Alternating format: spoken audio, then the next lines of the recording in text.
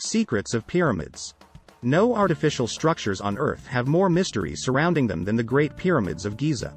Believed to have been built roughly somewhere between 2550 and 2490 BC. These magnificent pyramids are among the largest in the world.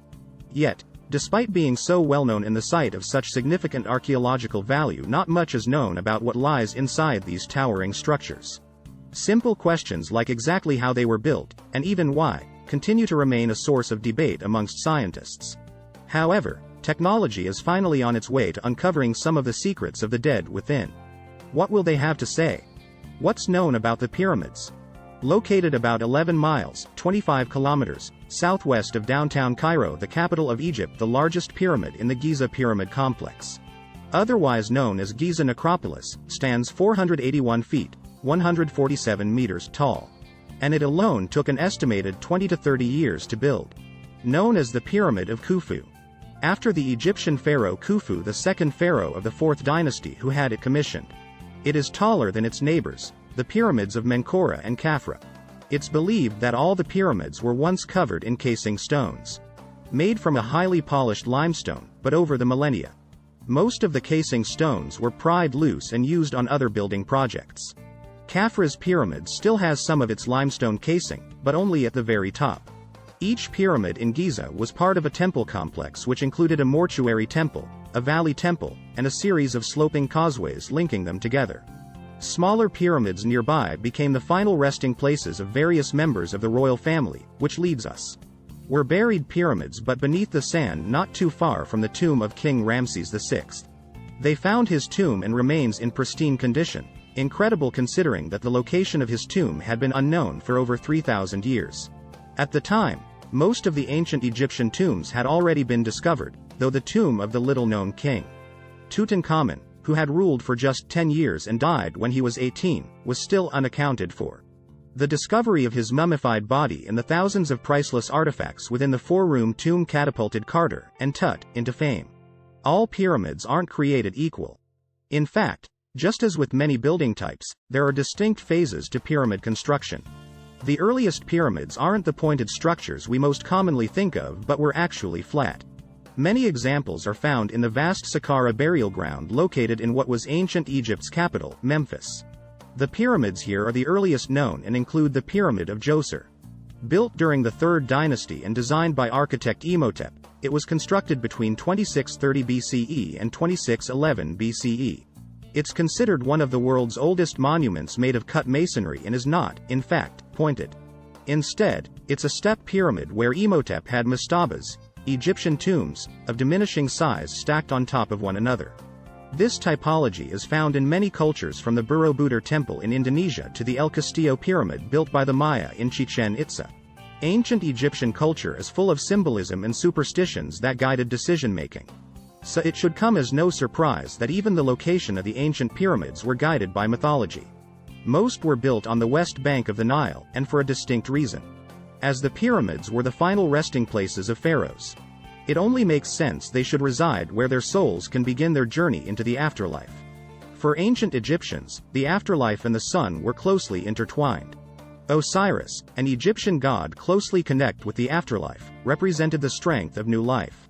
Over time, he also became associated with the cycle of the sun and how it brought new growth from dormant seeds. Thanks to this association, the setting sun came to symbolize death, and the sun died in the west each night. The souls of the pharaohs were meant to connect with the setting sun before rising again in the morning, a symbol of eternal life. By placing pyramids to the west of the Nile, they lived right in the area that metaphorically signified death. One of the biggest mysteries about the Egyptian pyramids is the construction techniques used to erect them. The incredible feat of the Egyptians is all the more impressive when taking into consideration that over 2 million limestone and granite blocks were used to build the Great Pyramid of Giza. Each piece of masonry weighed about 2.5 tons, 2.3 metric tons.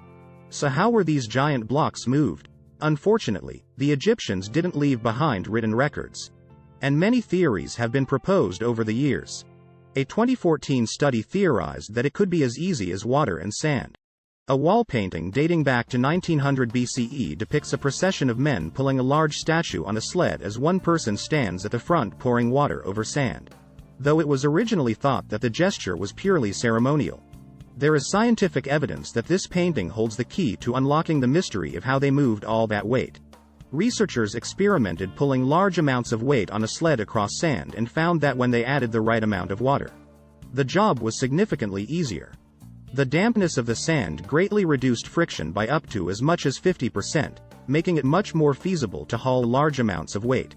According to a British Egyptologist, the stars were a guiding force in how the pyramids were aligned. Kate Spence of Cambridge University published research in 2000 that demonstrates how the Big Dipper and Little Dipper were used to align the pyramids in a north-south direction. So accurate were their measurements that they only have a margin of error of up to 0.05 degrees. Interestingly, with this information in hand, it's possible to date the pyramids using astronomical records. The long-held theory that the pyramids were built by slaves might not actually be true. It was the Greek historian Herodotus who helped spread the idea that slaves built the pyramids through his writing. It's a concept that was then propagated by Hollywood, but might not be true. The graves of pyramid builders were discovered. Egyptologists are quite sure they were not slaves, but rather builders who came from lower-income families.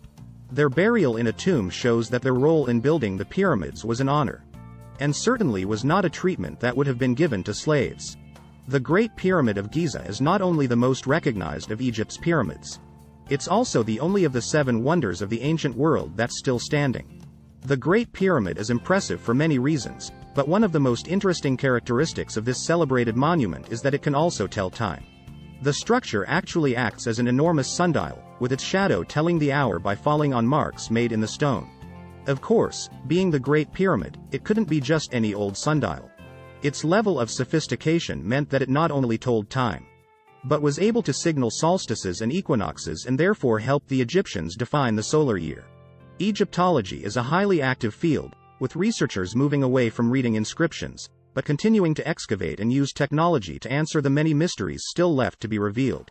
For instance, the recent discovery of a 4,500-year-old ramp north of Luxor is giving scholars clues into how the ancient Egyptians may have hauled masonry long distances.